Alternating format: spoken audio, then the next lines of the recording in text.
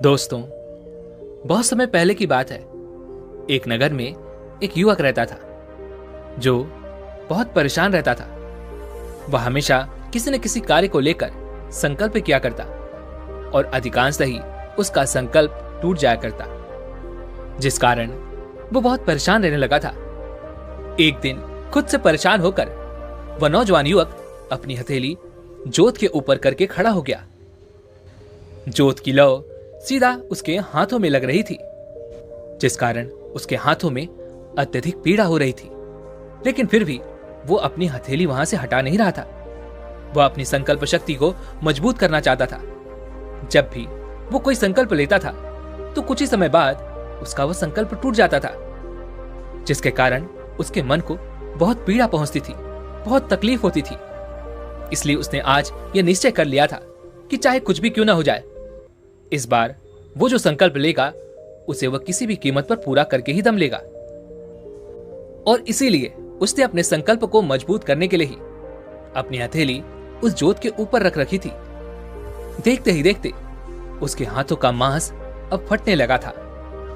लेकिन फिर भी वो नौजवान युवक अपनी हथेली उस जोत पर से हटा नहीं रहा था। इतनी पीड़ा के बावजूद भी वह बार बार मन में अपना संकल्प दोहरा रहा था, ताकि उसका संकल्प उसके अंतर मन तक उतर सके और वह अपने संकल्प को पूरा करने में अपना 100% दे सके और उसे किसी भी कीमत पर पूरा कर सके। और इसी दौरान वहां पर एक गुरु आ पहुंचे और उन्होंने जब यह दृश्य देखा तो उन्होंने जल्दी से उस युवक का हाथ वहां से हटा दिया और डांटते हुए उस युवक से कहते हैं, तुम कहीं पागल तो नहीं हो गए? आखिर ऐसा करके तुम्हें क्या मिलेगा? इस पर वो नौजवान युवक उन गुरु को समझाते हुए कहता है, हे गुरुवर, जब भी मैं कोई संकल्प लेता हूं तो मेरा संकल्प टूट जाता है और इसी कारण आज मैंने निश्चय किया था कि मैं अपनी संकल्प शक्ति को मजबूत करके ही रहूंगा। इस पर वह गुरु उस युवक को जवाब देते हुए कहते हैं, भंते, अपने साथ हिंसा करके तुम अपने संकल्प को कैसे मजबूत कर सकते हो? ये तो सरासर पागलपन है।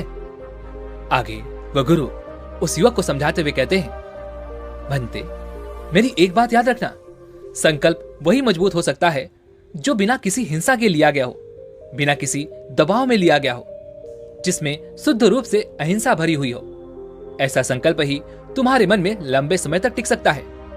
अन्यथा तो हिंसा करके तुम अपना ही नुकसान करोगे और इससे तुम्हें कोई भी लाभ नहीं मिलने वाला। तभी वह युवक दोनों हाथ जोड़कर उन गुरुवर से कहता है, हे गुरुवर, तो मैं क्या करूं? मैं किस प्रकार अपनी संकल्प शक्ति को मजबूत करूं? मुझे तो कुछ भी समझ नहीं आ रहा।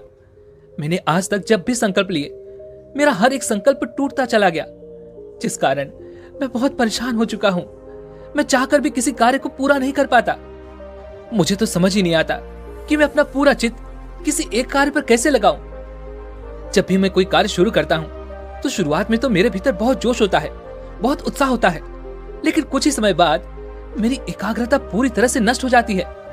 मुझे समझ नहीं आता कि लंबे समय तक अपने लक्ष्य पर एकाग्र कैसे बना रहूं। पता नहीं मेरे अंदर ऐसी क्या कमी है जिस कारण मैं अपने लक्ष्यों तक पहुंच ही नहीं पाता।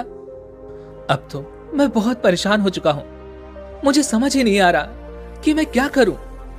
कभी कभी तो मैं खुद को ही कोसता हूं, खुद से ही नाराज हो जाता हूं और खुद को ही तरह तरह के अपशब्द भी कहता हूं। और ऐसी स्थिति में मेरा दिमाग भी काम करना छोड़ देता है। ऐसी स्थिति में मुझे समझ नहीं आता कि आखिर मैं अपनी संकल्प शक्ति को किस प्रकार मजबूत करूं। मेरे सारे मित्र देखते ही देखते कामयाबी हासिल कर चुके हैं, जिन्हें देखकर मेरे घर वाले भी रोज मुझे ताना मारते हैं, तरह तरह की बातें सुनाते हैं। वो कहते हैं, बाहर निकल और जा देख तेरे मित्र कहां से कहां पहुंच गए, और तू है कि तू तो नाकारा निकला। तुझसे कुछ नहीं हो सकता। ना तो तू कामयाब बन सकता है और ना ही तू कोई काम ढंग से कर सकता है। तेरा तो कुछ भी नहीं हो सकता। अपने घर वालों की ये सारी बातें सुन सुनकर मैं बहुत तंग आ चुका हूं और अब तो मुझे भी लगने लगा है कि मेरे घर वाले शायद सही ही कहते हैं कि मैं अपने जीवन में अब कभी कामयाब नहीं हो पाऊंगा। अगर मैं अपने चित्त को एकाग्र करना नहीं सीख पाया तो शायद मैं ऐसे ही मृत्यु को प्राप्त कर लूंगा। आधा अधूरा, बिना अपने लक्ष्य को प्राप्त किए मेरा जीवन यूं ही समाप्त हो जाएगा। क्या आप मुझे इस समस्या का कोई समाधान बता सकते हैं? क्या आपके पास इस समस्या का कोई उपाय है? इस पर वह गुरुवर उस नौजवान युवक का कंधा सहलाते हुए कहते हैं, भंते, जो अपने मन को समझ लेते हैं वह अपने मन को एकाग्र करने में भी सफल हो पाते हैं। उनका दिमाग किसी एक कार्य पर लंबे समय तक टिक पाता है। अपनी बात आगे बढ़ाते हुए वह गुरुवर उस युवक से कहते हैं, भंते, तुम्हारी परेशानी सुनकर मुझे जो उपाय समझ में आ रहा है वो मैं तुम्हें बताना चाहता हूं। और आज मैं तुम्हें ऐसी 10 सीख देना चाहता हूं जिससे कोई भी इंसान अपने मन को एकाग्र करना सीख सकता है। और जैसा कि तुमने कहा कि मन को एकाग्र करना इतना आसान नहीं, किंतु निरंतर अभ्यास से और कड़ी मेहनत से तुम यह मुमकिन कर सकते हो।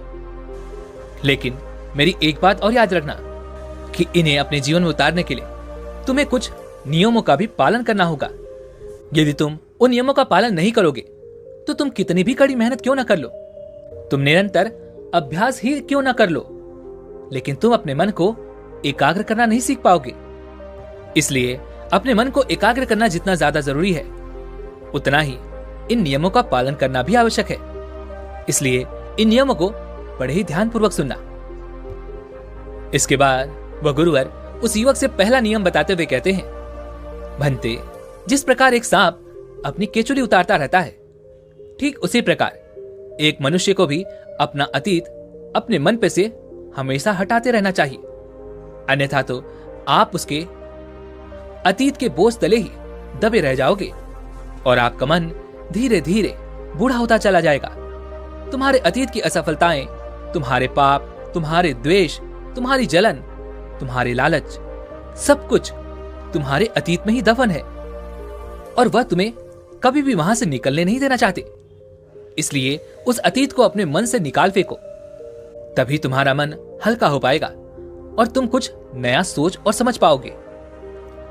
आगे वह गुरुवर दूसरा नियम बताते हुए कहते हैं, तुम्हारा शरीर ही तुम्हारी सबसे बड़ी संपत्ति है। अगर इस बात को तुम दिमाग में बैठा लोगे तो तुम अपने शरीर के साथ कभी भी खिलवाड़ नहीं करोगे।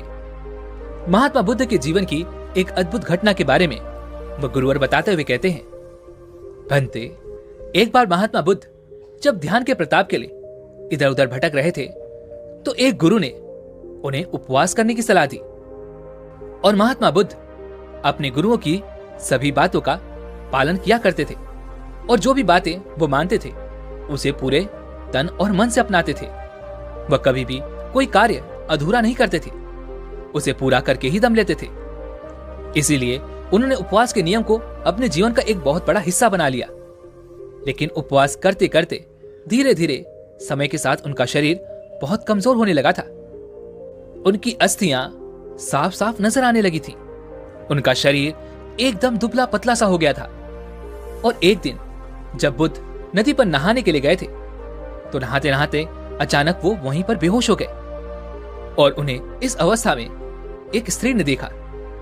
वह स्त्री नदी पर पानी भरने के लिए आई थी और जब उन्होंने महात्मा बुद्ध को इस हालत में देखा तो वह उन्हें किनारे पर लाई और उन्हें होश में लाकर वह उन्हें समझाते हुए कहती है, महाराज, जब आप यहां पर आए थे तो आपके चेहरे पर एक अलग ही तेज था, अलग ही प्रकाश था, एक गरिमा थी, एक राजकुमार जैसा चेहरा था।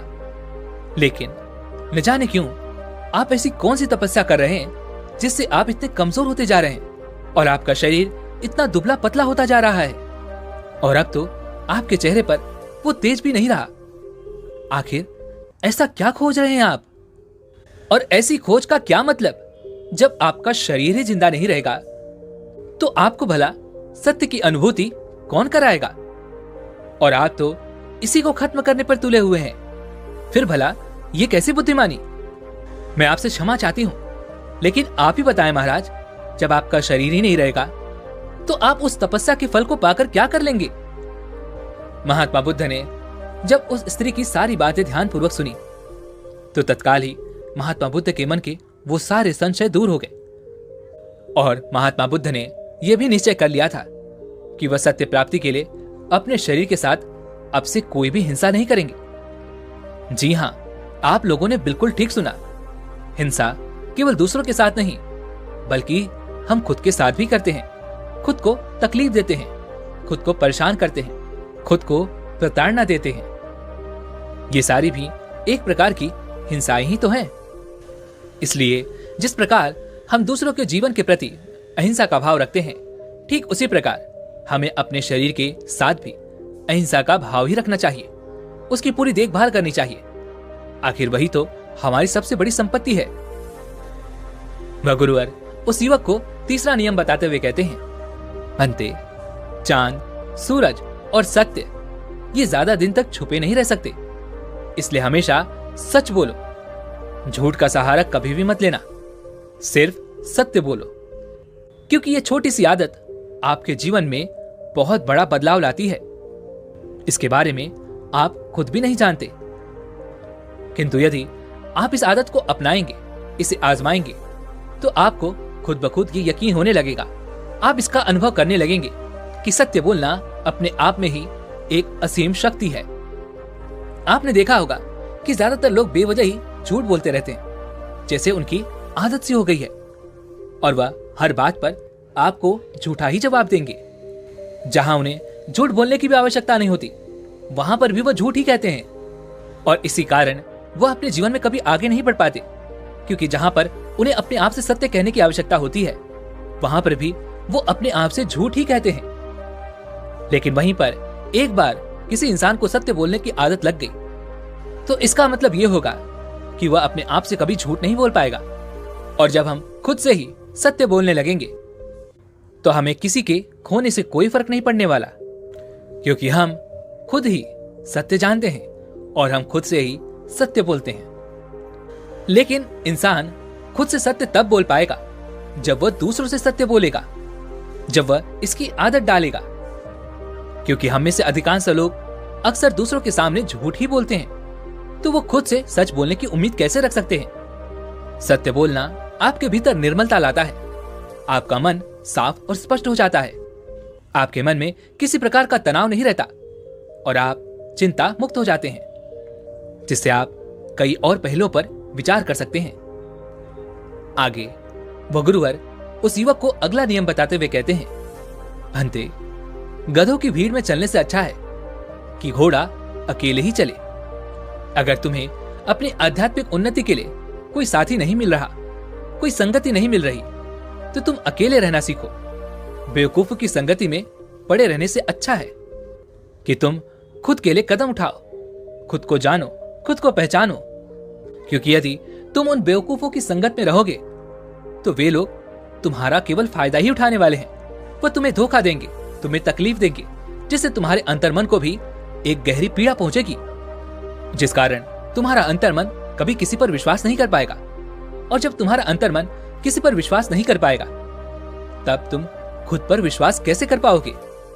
और इन सब का कारण होता है हमारी गलत संगति, क्योंकि हम अधिकांशतः ही ऐसे लोगों के साथ रहना पसंद करते हैं जिन्हें मौज मस्ती करना अच्छी लगती है, जिन्हें अपना समय बर्बाद करना अच्छा लगता है, जो लोग लक्ष्य पर नहीं बल्कि बेफुजूल की बातें करते हैं, बेफुजूल के कामों पर ध्यान देते हैं। इससे अच्छा है तुम अकेले रहो, खुद के बारे में सोचो, कुछ बड़ा सोचो, अकेले रहने की इस ताकत को पहचानो, क्योंकि यहां पर अपना कोई नहीं होता। आगे वह गुरुवर उस युवक को अगला नियम बताते हुए कहते हैं, भंते, जो तुम्हारे पास पहले से ही है उसकी कदर करना सीखो, क्योंकि एक इंसान हमेशा ही पहले से अधिक की ख्वाहिश रखता है। हमेशा वह ज्यादा की ख्वाहिश रखता है, और उस ख्वाहिश में, उस उम्मीद में, उस महत्वाकांक्षा में वो यह भूल जाता है कि उसके पास पहले से क्या मौजूद है। उसकी वह कभी कद्र नहीं कर पाता। और ये बात तो आपने सुनी होगी कि जब हम किसी की कद्र नहीं करते, तो वह चीज भी हमसे छिन जाती है। चाहे आप इसमें अपना हुनर ही ले लीजिए, चाहे किसी इंसान के साथ अपने संबंध ले लीजिए। हुनर के मामले में बात करें तो आपके पास कोई हुनर मौजूद है और आपको भी पता है, लेकिन आप दूसरे से प्रभावित होकर उस जैसा हुनर पाने की इच्छा रखते हैं, जिस कारण आप अपने आप को पीड़ा पहुंचाते हैं। आप अपने हुनर की कद्र नहीं करते, तो देखते देखते आपका हुनर खत्म होने लगेगा, जिस कारण ना तो आप उन जैसा बन पाएंगे और ना ही आप अपने जैसा बन पाएंगे। और ऐसे में जब आप अपनी ही कदर नहीं कर पाएंगे तो दूसरा कोई आपकी कदर कैसे करेगा। इस प्रकार जो इंसान आपके पास मौजूद है, आपके लिए संवेदनाएं रखता है, आपके परिवार का हिस्सा है, आप उनकी कदर नहीं कर रहे, उसे समय नहीं दे रहे और उनके पीछे भाग रहे हैं जो आपको समय नहीं देना चाहते, जो आपके अपने हैं ही नहीं, तो ऐसे लोगों से आप भला क्या उम्मीद रख सकते हैं। अगर आप जो चीज आपके पास है उसकी ही कदर नहीं करेंगे तो आप अपने लिए ही गड्ढा खोद लेंगे और उस गड्ढे में खुद ही जा गिरेंगे और बाद में पछताएंगे, रोएंगे। और उस वक्त आपके आंसू पोंछने वाला भी आपके पास कोई भी मौजूद नहीं होगा, क्योंकि जब समय था तब तो आपने उनकी कदर नहीं की, तो अब वो भला आपकी कदर क्यों करेंगे।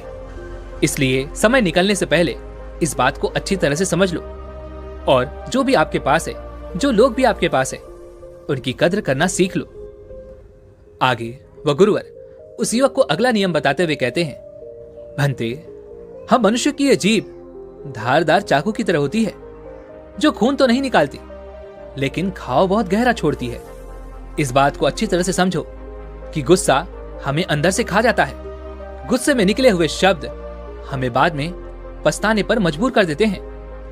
हमें क्रोध में यह ख्याल तो नहीं रहता कि हम क्या कह रहे हैं, लेकिन कुछ समय बाद जब हमारा गुस्सा शांत होता है तब हमें इस बात का एहसास होता है कि हम गुस्से में क्या कुछ बोल गए और जो आपने एक बार शब्द कह दिए वो शब्द कभी लौटकर वापस नहीं आते। वो सिर्फ आपके अंदर एक चोट कर जाएंगे, दूसरों की नजरों में आपको नीचा कर जाएंगे। इसलिए कभी भी अत्यधिक मत बोलो, जितने की आवश्यकता है केवल उतना ही बोलो। चुप रहने की ताकत को समझो। चुप रहने की ताकत तुम्हें दुनिया में एक महान मुकाम तक पहुंचा सकती है और उसी के विपरीत ज्यादा बोलने की आदत तुम्हें दूसरों के बीच तुम्हारी इज्जत को बिल्कुल भी खत्म कर सकती है। और ऐसी अवस्था में कोई भी तुम्हारी बात पर ध्यान नहीं देगा और तुम बेवजह बोलते चले जाओगे, लेकिन कोई भी तुम्हारी तरफ देखना तक पसंद नहीं करेगा। आगे वह गुरुवर उस युवक को अगला नियम बताते हुए कहते हैं, भंते, हमारा दिमाग ही सब कुछ है। जैसा तुम सोचते हो वैसा ही बन जाते हो। इसलिए हमेशा बड़ा सोचो, सकारात्मक सोचो। आगे वह गुरु अपनी बात को अच्छी तरह समझाते हुए उस युवक से कहते हैं, हमारे विचार तरंगों की भांति होते हैं। तरंग दोनों प्रकार की होती हैं, नकारात्मक और सकारात्मक। जिस प्रकार के विचार हमारे अंदर उठते हैं उस प्रकार की तरंगे हमारे इर्द गिर्द पैदा हो जाती हैं। इसलिए अपने आसपास सिर्फ सकारात्मक तरंगों को ही बढ़ावा दो, क्योंकि नकारात्मक तरंगे आपको हमेशा पीछे खींच लाएंगी, वह कभी आपको आगे नहीं बढ़ने देंगी। इसलिए हमेशा बड़ा सोचो, सकारात्मक सोचो, सकारात्मक लोगों के साथ रहो, जिस कारण तुम्हारे मन के विचार बदलते जाएंगे और तुम हमेशा अच्छा सोचने लगोगे, अच्छा कार्य करने लगोगे और देखते देखते तुम्हारी संकल्प शक्ति भी बढ़ती चली जाएगी। तुम्हें खुद पर विश्वास हो जाएगा और तुम किसी भी कार्य में सफलता प्राप्त कर ही लोगे। आगे वह गुरुवर उस युवक से कहते हैं, भंते, हो सकता है कि तुम्हें ये आदतें समझने में थोड़ा वक्त लगे और हो सकता है कि ये आदतें तुम्हें बहुत ज्यादा भी लगे। तुम्हें लगे कि ये आदतें कितनी कठिन है, लेकिन ध्यान से सुनो, कोई भी कार्य कठिन नहीं है। बस चंद आदतें तुम्हारे जीवन को बदल कर रख सकती हैं। इसलिए इन आदतों को अपने जीवन में अवश्य ही उतारना। यदि तुम अपने जीवन में सफल होना चाहते हो तो ये आदतें तुम्हारे लिए बहुत महत्वपूर्ण हैं। इनका तुम्हें नियमित रूप से पालन करना होगा। आगे वह गुरुवर उस युवक को सभी आदतें एक बार फिर से समझाते हुए कहते हैं, सबसे पहली आदत, जिस प्रकार सांप अपनी केचुली उतारता हुआ आगे चलता चला जाता है, ठीक उसी प्रकार हमें भी अपने मन से अतीत के वो सारे दोष, सारे पाप, सारी तकलीफें, सारी समस्याएं अपने मन से निकालते हुए आगे बढ़ते जाना चाहिए, ताकि हम उस बोझ तले दबे ना, बल्कि हमारा मन हल्का होता जाए, हम अच्छी तरह से सोच विचार सकें, हम अच्छी तरह से निर्णय ले सकें। दूसरी आदत, तुम्हारा शरीर ही तुम्हारी सबसे बड़ी संपत्ति है। इसका अच्छी तरह से ख्याल रखो। यदि इस संपत्ति का तुम अच्छे से ख्याल नहीं रखोगे तो फिर तुम अपने जीवन में सब कुछ पाकर भी कुछ नहीं पा पाओगे। मान लो कि तुम्हारे पास बहुत पैसा है और तुम बहुत अमीर हो, लेकिन यदि तुम्हारा शरीर ठीक नहीं है, तुम्हारा शरीर पूरी तरह से बीमारियों से ग्रस्त हो चुका है, तो तुम उन पैसों का क्या करोगे? तुम अपनी उस अमीरी का क्या करोगे? इसलिए सबसे बड़ी संपत्ति तुम्हारा शरीर ही है। इसका अच्छी तरह से ध्यान रखो। तीसरी आदत, हमेशा सत्य बोलो, फिर चाहे स्थितियां कैसी भी क्यों ना हो। सत्य की राह पर टिके रहो, क्योंकि सत्य तुम्हारे मन को निर्मल कर देता है। तुम्हारा मन शांत और अच्छा स्वभाव करता है। तुम्हारे मन में किसी प्रकार का छल कपट नहीं रह जाता और ना ही तुम्हारे मन पर किसी प्रकार का बोझ रह जाता है। चौथी आदत, हमेशा अच्छे लोगों की संगति में रहो। यदि तुम बुरे लोगों की संगति में रहोगे तो तुम हमेशा बुरा कार्य ही करोगे। तुम चाहकर भी कभी अच्छा सोच नहीं पाओगे और ऐसी स्थिति में तुम अपने लिए कभी भी कुछ अच्छा नहीं कर पाओगे। इसलिए हमेशा अच्छे लोगों की संगति में रहो, फिर चाहे इसके लिए तुम्हें अकेले ही क्यों ना रहना पड़े। अपने सफर को अकेले ही तय करो। पांचवी आदत, जो कुछ बोलो सोच समझ कर बोलो, कम बोलो, अन्यथा चुप रहो। आपने देखा होगा कि कई लोग अधिकांशतः ही बेवजह की बातें करते रहते हैं, जबकि उनकी बातों का कोई भी अर्थ नहीं होता।